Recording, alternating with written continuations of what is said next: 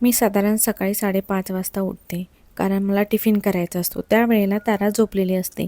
मी निवांत माझा स्वयंपाक करते आणि 7 वाजेपर्यंत सगळं आटपून घेते. हे असं असल्यावर कोणाला काम करायची इच्छा होईल?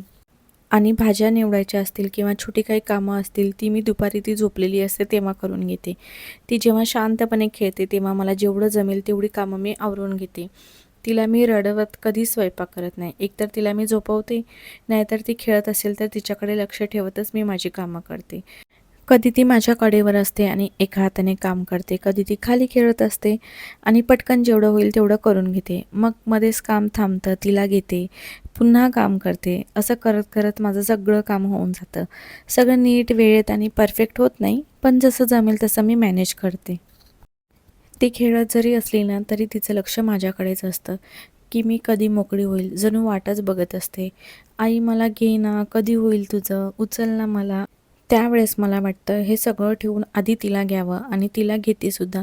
तिचं हसू बघूनच मला राहवत नाही आणि असं करत माझा स्वयंपाक पूर्ण होतो. तुम्ही असंच करता का? मला माहिती आहे तुम्ही असंच करत असणार.